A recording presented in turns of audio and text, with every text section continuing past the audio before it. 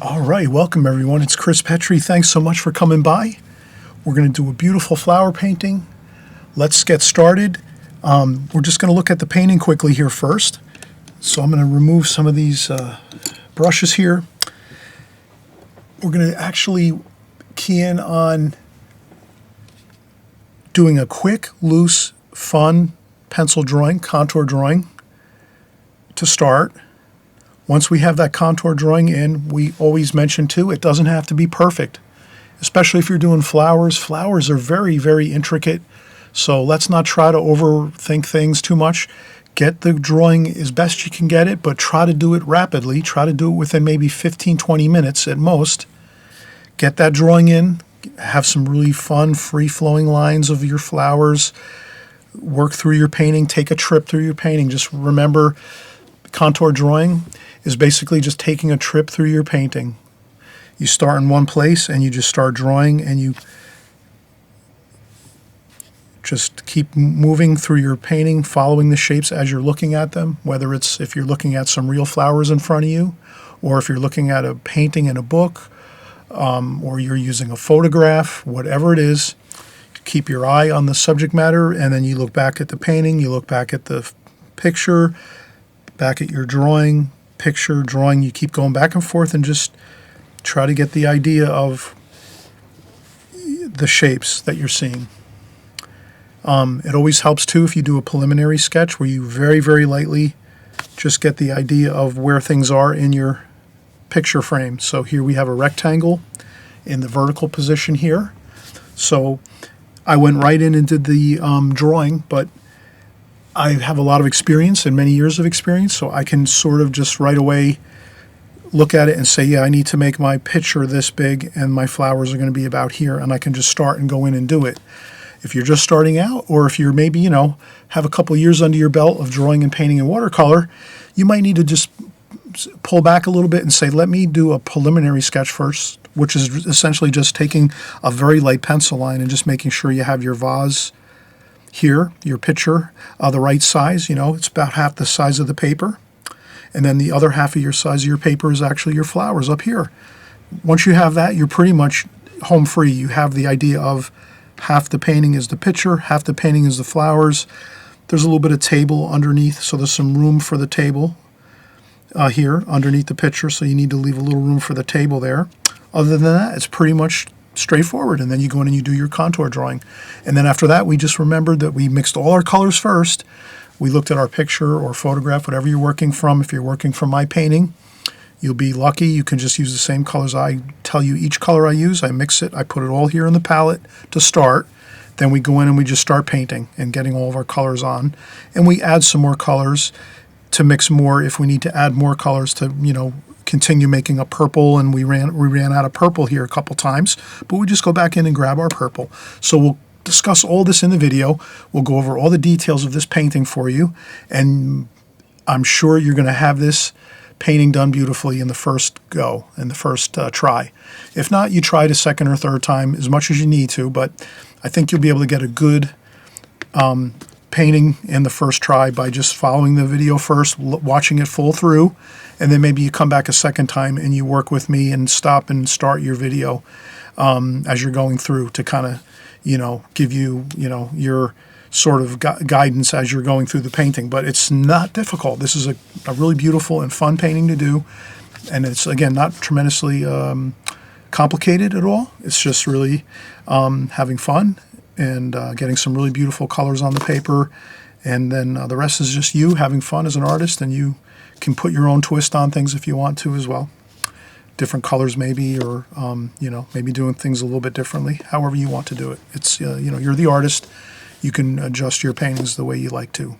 But I definitely know you're going to have fun with this, so let's take a quick second to take a break, and then we'll come right back and we'll start our pencil drawing.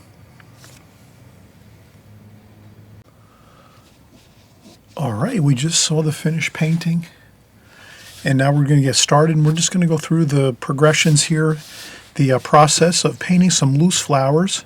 These are going to be some white irises, and no need to worry. Just the thing here is I'm working from a photograph online on the internet, and it does say that it's copyright protected, so I can't really show it on screen. So since we just saw the finished painting, hopefully you can hit pause on the beginning of the video. Once you've watched this video full through, then you can go back to the beginning and maybe hit pause so you can do screenshots or screen captures of the picture as well on your electronic device, your phone, your iPad, your desktop computer. So there's lots of ways you can do this. You can take a picture of it too. So if you can somehow take a picture of it with your phone or a camera, you can take a picture of this painting too as well and work from that. So I'll leave that up to you. You're the artist. We're all working now in the information age and technology age. So we're all using our technology the best we can. And so let's get started here. I'm just going to do a very simple vase. And I'm going to taper it up like so. Like this. And so I'm just going to get the drawing in like this. So I'm hoping you can see this. This is the bottom of the vase.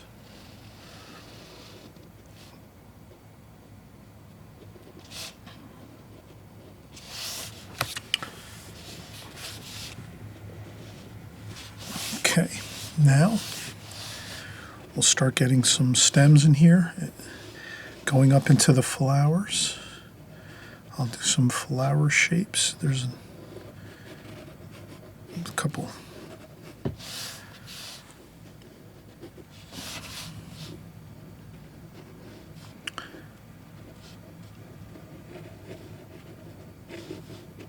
And I'm just contour drawing what I'm seeing in front of me. So that's all I'm really trying to do is trying to contour draw what I see.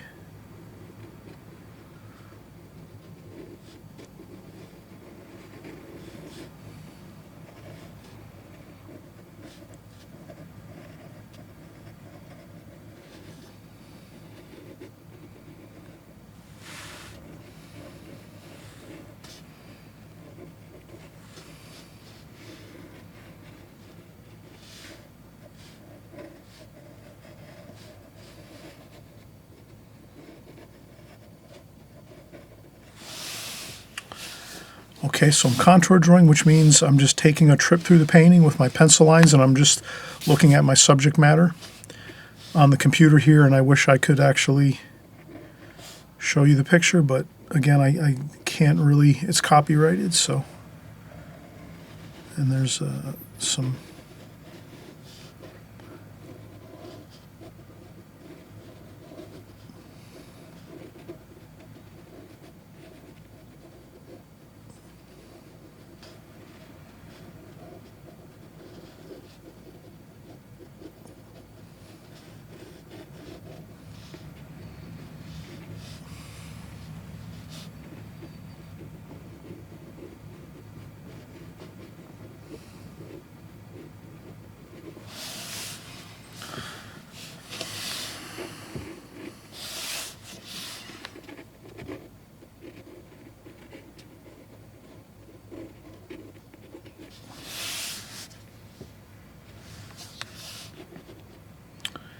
and then here we'll do some background information. There's maybe a wall back here, and there's maybe I think there's a picture on the wall here.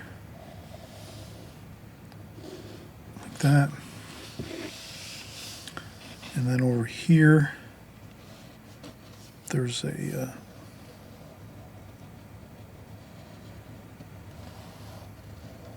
small milk pitcher there, and then here is a coffee cup.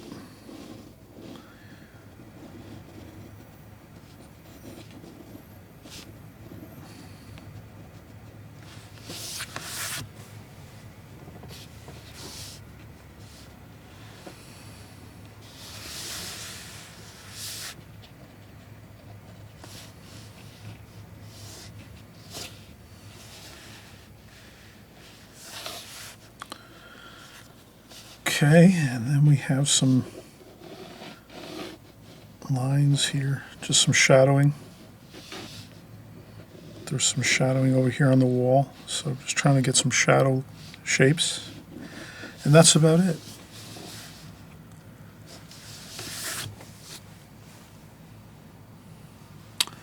So I'm going to try to just do a little note taking on the painting here where there's some interesting shapes. But I think that's about it. We're going to leave lots of white paper. We have our vase in, we have our flower shapes in. We didn't take a ton of time. You can kind of tell I just did my contour drawing. I started in one place and just started taking my trip through the picture, through the bouquet of flowers. I was taking a journey through the bouquet and just following all the shapes I was seeing in front of me. So that's just, you know, a practice thing. You know, practicing contour drawing is just you take whatever subject matter you want, fruit, cups, bowls, saucers, milk cartons, pencils, flowers, cars, buildings, whatever you want. You just take your subject matter, start in one place, and just work from there and kind of try to stay, develop your subject matter close as you're working, and then you work out into the painting. As you finish one area, then you start to contour draw out into the other areas like I did here. And I think that's a pretty good flow that I have there, a good rhythm to this. And let's take a break, and then we'll come back in just a few minutes and we'll start painting this. And we're going to do it very fast, very free, very fun. That's one thing about this exercise and this composition I'm hoping you'll do is try to get the contour drawing done quickly. Get in there and just get your pencil lines going and get the vase in and then start working in the flower shapes. And then you can get in your other, there's a painting on the wall here, and there's this coffee cup here, and then there's a small cream, a pitcher for cream, let's say, or milk. And then we pretty much have it. So I'm thinking this is a really good composition to practice, just getting in the drawing efficiently, quickly, having fun with it, enjoying the shapes of the flowers, not being too overly concerned. If it's perfect, it doesn't need to be perfect. Once we start painting, it's going to be a beautiful conglomeration of colors and shapes and tonal values, darks and lights and white paper, and all these cool things are going to happen when we're painting. So the drawing portion is not all that critical. As long as you can get your drawing halfway good, halfway decent, you're going to be fine because you're going to be painting, and that's all going to be the exciting part of this. The pencil drawing is just your sort of like your blueprint that you put on your paper first so that you know when you go in and start painting where you need to paint your colors and your shapes and where you're going to make your darks and your lights and so forth. So it's really like your roadmap and your blueprint as you go into your painting. That's all it is, your drawing. So your drawing doesn't have to be perfect, you know, because there's going to be so much exciting stuff going on your paper. That's the great thing about watercolor. The pencil drawing, yes, we have to learn how to draw and practice our drawing skills, but the exciting part is when you're in there painting, you can change things when you're painting, and your paint and the water and all the exciting colors, it comes to life, and it's almost like the pencil lines and the drawing kind of take like a very backseat role according to the overall look of the painting. You might see some pencil lines here and there, but just a thing to think about is, the pencil lines, the drawing is important, but it doesn't have to be perfect at all. And once you start painting again, that's going to be the real exciting part, all the colors and the darks and the lights and the sparkles of shadows and lights going on here and there. So let's take a break and we'll start painting just in a second or two, okay?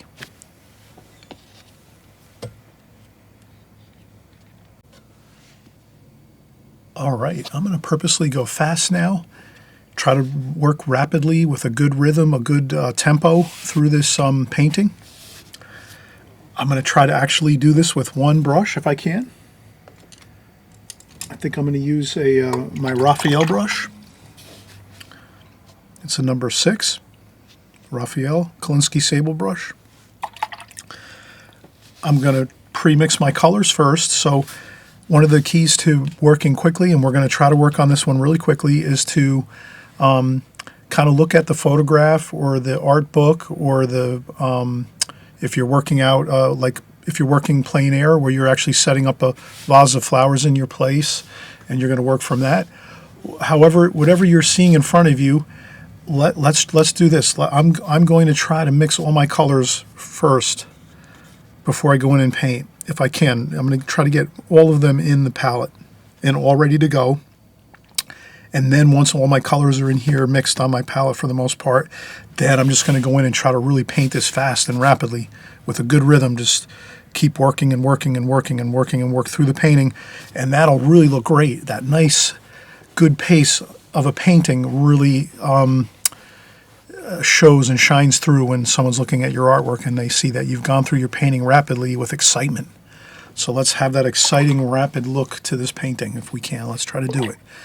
Let's see how we make out here. All right, so we're going to go in and start, when I'm looking at a photograph or a painting in a book or anything like that, I'm going to look for the predominant color that I see. That's the first one I'm going to tackle and say, all right, let me get that one. That's purple.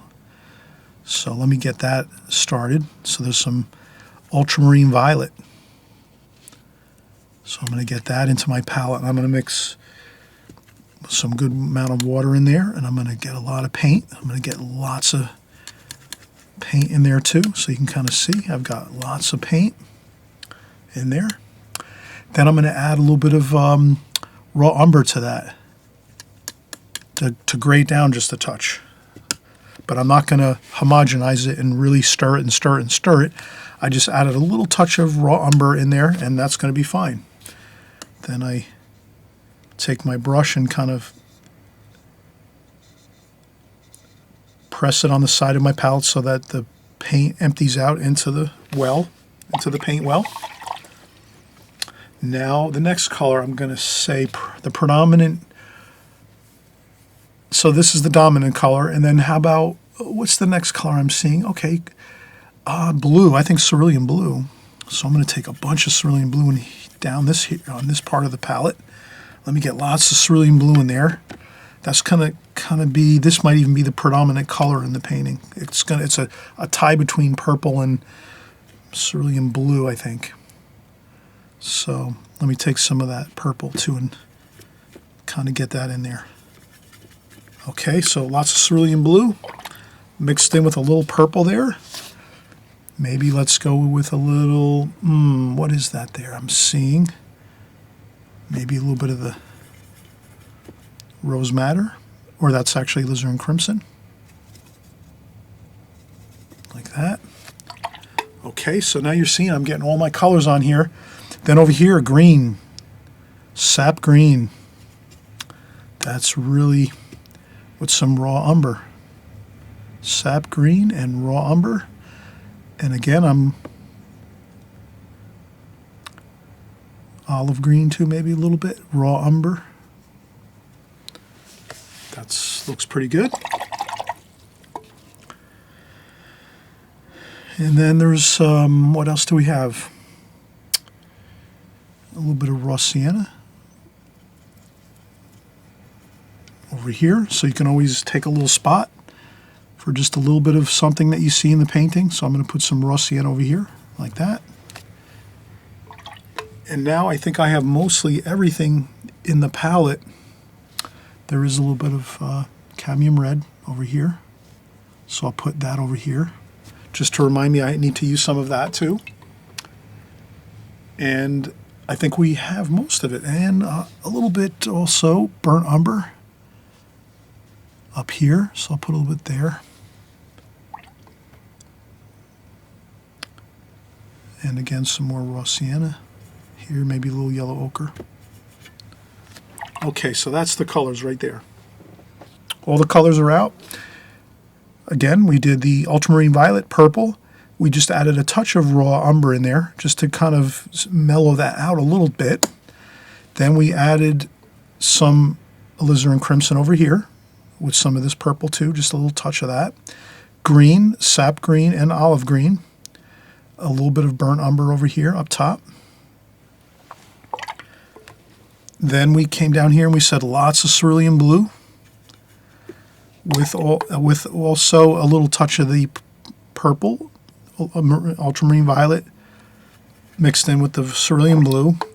There is a touch of red in the painting, a little bit of the cadmium red, so we put that there too. And then we have some raw sienna and some yellow ochre right over here too. So those are the predominant colors of the painting. The real, those are the colors we need. So now we have everything in here. We can just go in and really try to get our painting started. And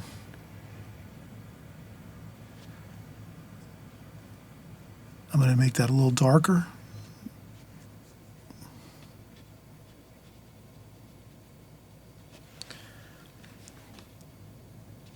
Like that.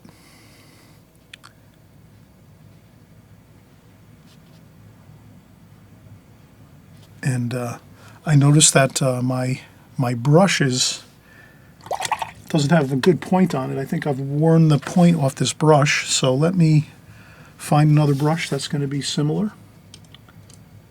Let me see. This looks pretty good. This is a... that's not going to work. This one might work here. Okay, this is a travel brush, a Da Vinci Maestro travel brush number 10. And again, the brush point is not so good on this one. I guess I've used my brushes so much that most of them, the points are all worn off the brushes. Also, the paper wears out the brush tips. So we're going to just keep going here. So you can see I'm using my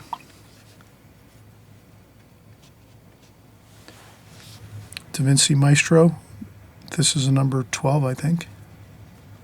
And I wore the 10. It's a number 10 Da Vinci Maestro. Klinsky sable.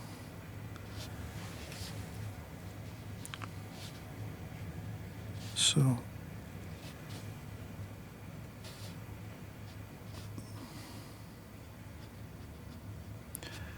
and I'm trying to get these mixing a little bit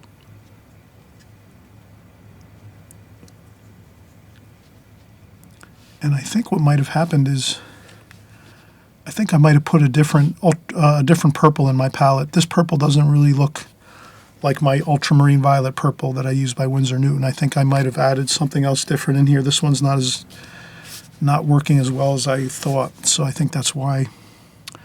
And I'll take some burnt umber too with a little water, and I'll sort of gray down some of the purple here. And again, I'm trying to paint rapidly if I can. So there's going to be some darks in here like this.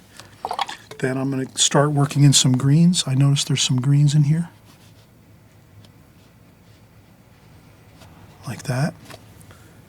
I'm leaving white papers. Do you notice how I'm leaving lots of white papers in this area?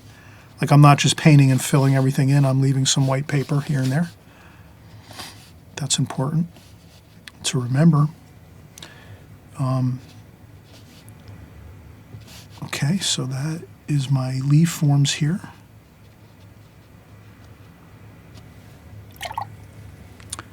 Maybe I'll get a little bit of the yellow like that. Maybe make it a different. Like that. I'll make this.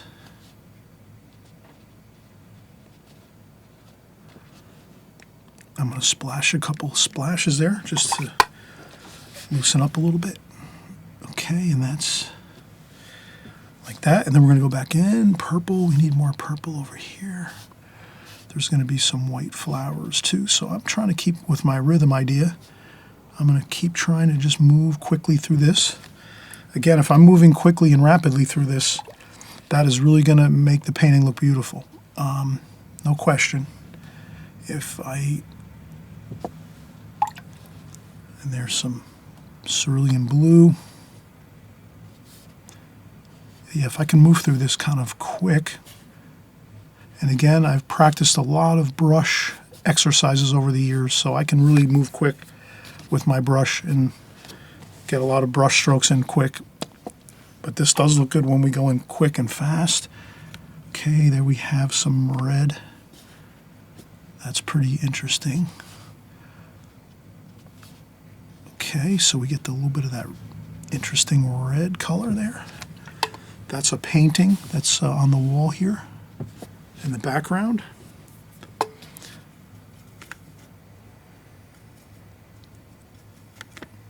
And then maybe I will add some interesting color there. And let's keep going here. More purple. A little bit of raw umber in that purple just to... And then let's see if I can keep working here rapidly. Okay, there's some purple flowers up here, like that. And I'm doing some pretty wild splashing here to have fun. Do have fun with your paintings. Don't let them get the best of you. And like that there, you see a smudge happen like that. You can either get really mad and start getting frustrated, or try to see if you can just, there we go. Sometimes this will work, sometimes not. There we go. So I just added water to that smudge and then wiped it off with a paper towel firmly. My friend gave me this watercolor paper, which is Hannah Mule paper. So I just never tried this before. This really looks like it's working beautifully. The paper really is nice paper, beautiful paper. It's a 140.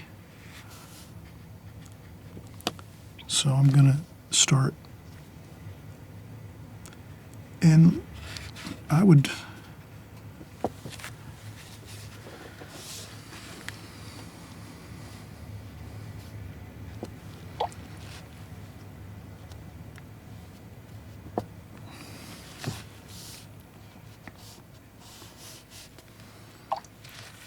okay, so I'm just getting some of that background color in. And let's get some more sap green, a little bit of that yellow. Let's do this here.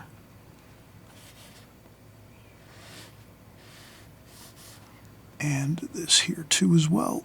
And I got to be careful over there. So I stop a little bit short of this area that I just painted. I don't want to start painting that green into this area that's all damp and wet there, because that's going to then start to flow out and it won't look too good. So I'm kind of always aware of where the paper is damp and wet, where I just made a wash. So I can keep working though. I don't have to stop. And I'll use a little bit of raw umber and green here. And again, I'm not painting in everything. I'm kind of leaving some white paper here and there.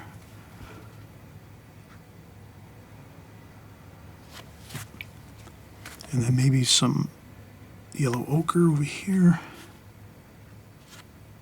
So I'm going to do some of the centers of the flowers there, like that. And these are cerulean blue. So I'm going to try to add cerulean blue here with a little bit of that yellow ochre kind of mix. On these petals, these are the white irises over here. And I'll do this over here. So I'm going to leave lots of white paper there. And then I'll put the center of the flower there.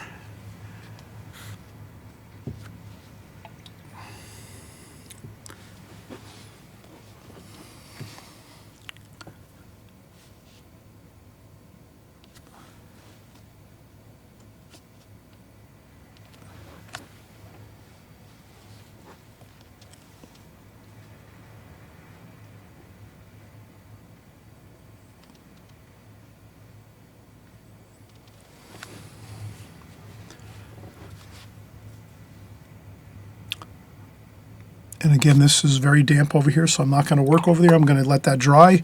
This is like when you start to think about taking a break. If you're starting to have that feeling of like we're trying to be careful not to work in other areas that are still wet. So this is very wet and damp over here.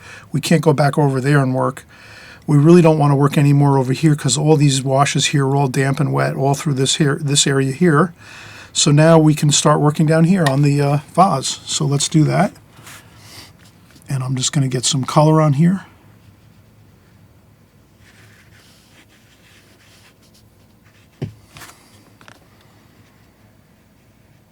Like so. And then add a little bit of some of the gold color, so you have blues and then some gold mixed in there, warm and cool everywhere. And then I'll put some background here, some more of the blue there, and then let me add some blue shadow here. Maybe we'll make this cup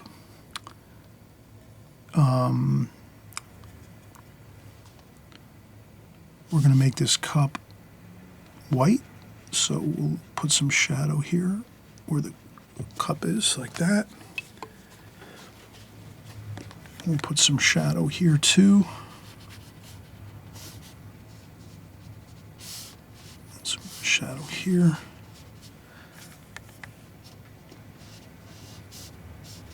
Okay, so we're just going to get some shadows in underneath our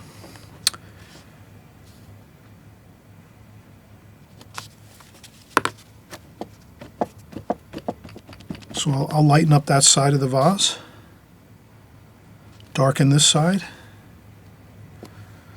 and there might be some other light bouncing around here. But you can already see that I'm working rapidly here.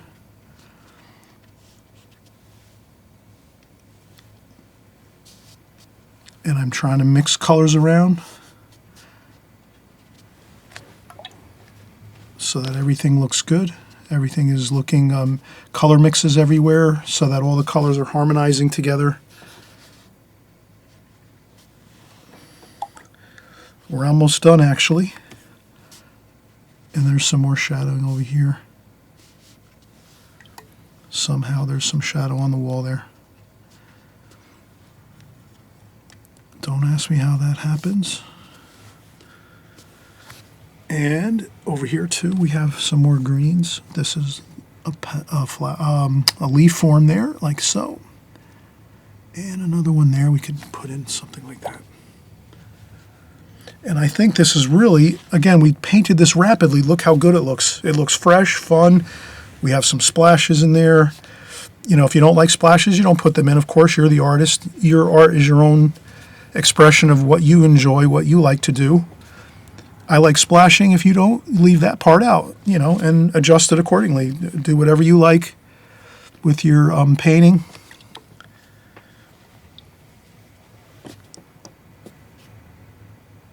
So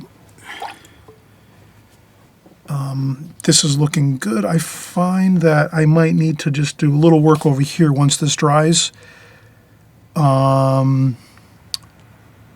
This might need some more purple over here and here. So I need to touch up this side right over here. Other than that, everything else looks pretty good.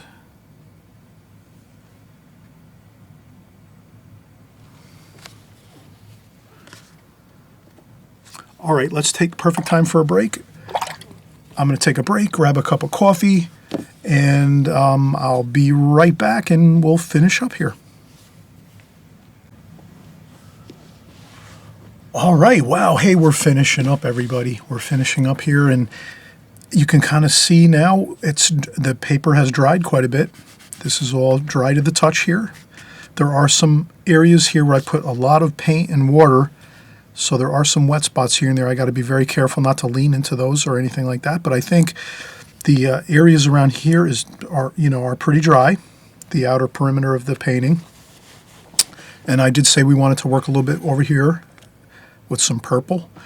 And so the thing I can see here, taking a break, we just took a break, of course, and I also mentioned too, if you haven't subscribed, please consider subscribing. It's the buttons right here on the right-hand side down below here. It says subscribe below on the screen for YouTube, and all that does is basically just when you subscribe, whenever you open up your YouTube application, the next time you might open up a YouTube after this video, you might wait a week or two, and then you'll open up your YouTube application again. You'll just see my videos there. So YouTube will put those in your queue, in your YouTube channel, when you open up your YouTube channel, your own personal application on your phone or your computer, it'll just show my videos and say, hey, Chris has made a new video. So it just alerts you when I'm making new videos, and that's all it is really. It just alerts you that I've created another video or two since the last time you were here visiting with me and we were painting together. So that's all that is really. And I always mention too, if you want to give a thumbs up if you like this video, I really appreciate the thumbs up. That helps my algorithms on YouTube. So let's take a look now. We just came back from a break again. So when you come back from a break, you look at your painting and you say, oh, you know what? I think I see some things here that I can improve upon. It's almost done, the painting, no question. We're almost completed here, but can you see anything here that seems to be a little bit off, that maybe doesn't look the greatest? There might be a few things in your judgment. I would totally, I respect everybody out there. You're all artists out there, and you're looking at my paintings. And if you have some critiques about my paintings, that's fine. That's good. It's always good to look at other people's artwork and be critical of it, and maybe see some things you would like to do differently than maybe I'm doing, and that's fine. And you're going to do your paintings the way you want. You might not like splashes, so again, you might not do splashes on your painting, or you might not like to, let's say, paint as loosely as I paint, where I go pretty fast and, I don't maybe paint in all the areas maybe where the pencil lines are, things like that. It's up to you, but I do see a little bit of a, kind of like a glaringly obvious thing as I'm coming back and looking at this painting. I'm saying, tell me if you can kind of notice this too when I mention it. You notice how there's all these darks here, the darker tonal values, the darker greens, the dark purples here. And then as we get down over here, you don't see many darks. Maybe here in the cup, the coffee cup here, that's a little bit of a darker tonal value there. You can kind of see that. But all through here, there's some middle tones, but there's none of the, see how we have these darks here? So we're going to need to add darks here down below. In these shadows possibly, and in some areas, just to kind of give it that tie-in. So we don't want to have just darks in one place, like darker tonal values, rich, exciting, intense colors up here, and then down here we're just kind of having a lot of medium tonal values and lighter washes. Does that make sense? So let's do that. Let's key in on that and say, all right, we're going to finish up this painting now. The next 10-15 minutes is all we need. We'll finish this. But we do remember, as we're doing this now, as we're starting up again for our final touch-ups to the painting and completing things, that we got to get some darks down here. That's the main thing. We can't forget that. And then we also know we have to add some other colors here, so some more purple over here. So I'll go in and get some purple. Let's do that first.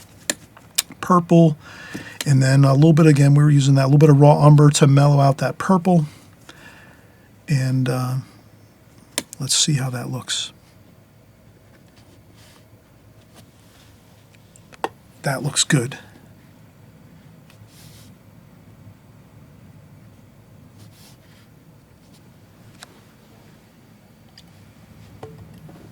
And a little bit more purple here.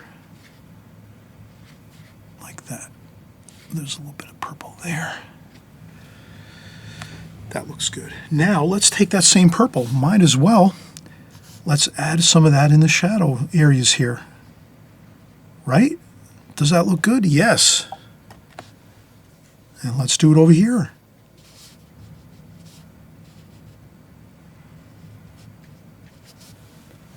So now we're doing our darks down here, like we said we had to do. Remember we kind of just mentioned that? Yes, let's get that in there. And over here too. Now you can kind of see how these darks here are balanced with these darks, the darker tonal values. If you squint your eyes and you look at the painting and you squint your eyes a little bit, you can see the light white paper, and then you can see the darker tonal values over here of all these beautiful greens and purples in the flower arrangement. So since we have a lot of those darks up here, darker tonal values, we should add them down here. And by golly, we're going to add them down here.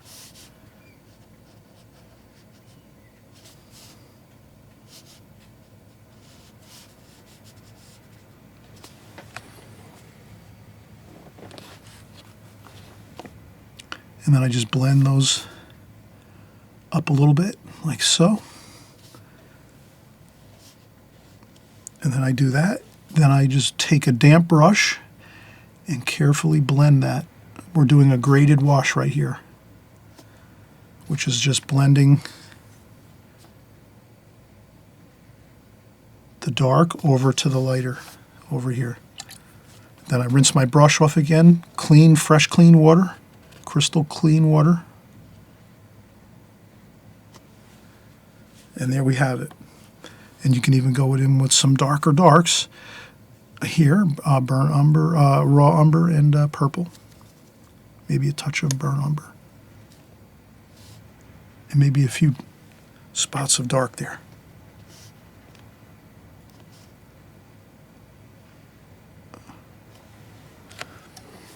And then maybe a little bit under here, there might be a shadow under there like that.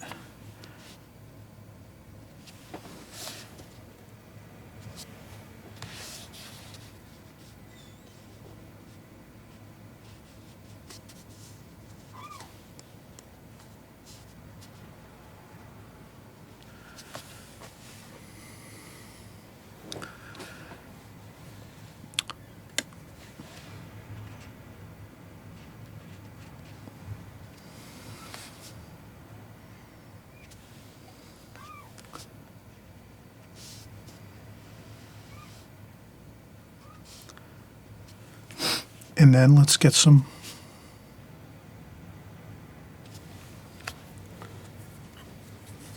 I might add a little more color like that there, maybe here too. Maybe let's add a little red there. And I tend to like to do that. Since we have some red up here, why not add some red around the painting?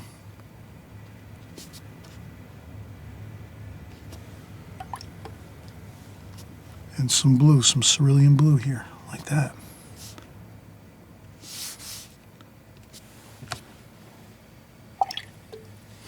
And what that does is it kind of just gives an exciting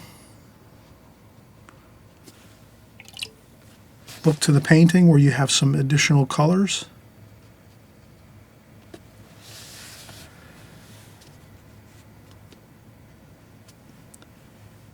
Maybe some raw umber down here.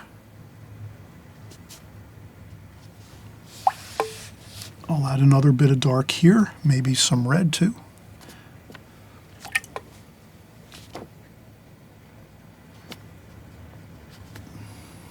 Maybe some more cerulean blue there.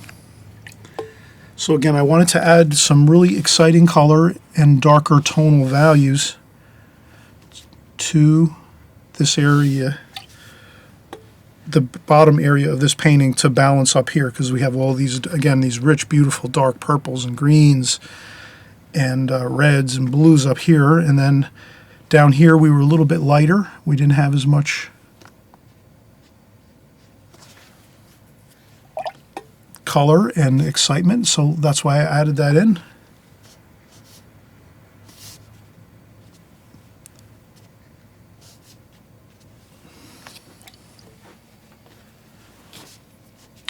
And I think at this point we have a good,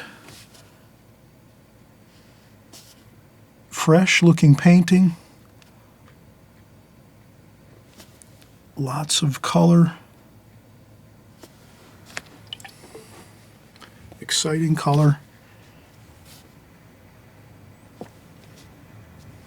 Maybe I'll add a little bit of blue there. And again, I'm just adding this blue here just so that we kind of see the edge of the picture a little bit. The vase, that's actually a picture. We're using it for a vase here in this painting. Just so that you can kind of see the edge of that a little bit better. Maybe we'll do the same thing. We'll get some purple over here and just maybe and make a little bit of a color change there so that we see that edge there too a little bit. So these are lost and found edges. We talk about lost and found edges in watercolor. Sometimes you're going to have edges that blend, like right here. You see that? That all blends together. This blends together here. This is a lost edges here. This is a little bit of a found edge there. So we're going to make some found edges by adding some color. So all we have to do is add a little bit like that. Color, a little bit of blue, cerulean blue, and then that becomes a found edge. And then the rest up here is a lost edge. Up here, this is a lost edge. It kind of blends in, looks good. It looks like it's, you know, we have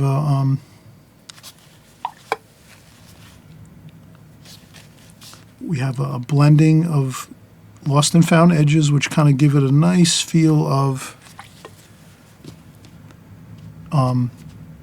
three-dimensional quality.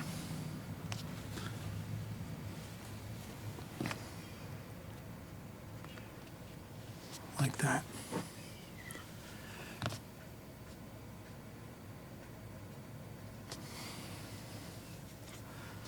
And there could be some green. I think some green looks good down in here too. So I'm going to add some green there, because we have green up top. In the painting up here, we have greens up here. So let's make sure we get some greens. A little bit everywhere. And that's where you can just do these little bit of extra brush strokes and adding a few little extra mixes of colors to kind of harmonize everything all together. And again, we talk about variety of colors, lost and found edges, right? So we have hard edges here, all through here, hard edges, white paper, dark purple, light paper, that's found edges. Then we have lost edges down here where you have the picture kind of blending in with the background a little bit, with the shadows in the background. And then you have here some lost and found edges with these, with this milk container. And also here, the coffee cup. We have some lost and found edges. The bottom of the cup kind of melting into the shadows, as well as the bottom of the pitcher melting into the shadows of that. Lost edges. These are lost edges where you kind of blend those in.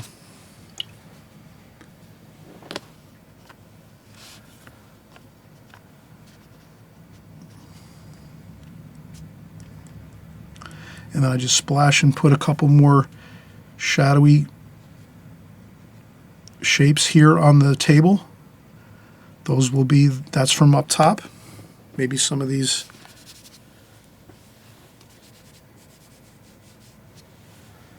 You have some shadowing across here. And I think that's perfect. It looks to me like it's a completed painting. We accomplished what we wanted to. We said, when we came back from our last break, we said, hey, look at all these dark purples and greens, very powerful, you know, more like your darker darks in the painting, but we didn't have any darker darks down here. We didn't do any darker washes, so then we did our due diligence here. We added our darker darks at the bottom with our shadows, and we added in some exciting colors, some color varieties. Variety of colors, we added more.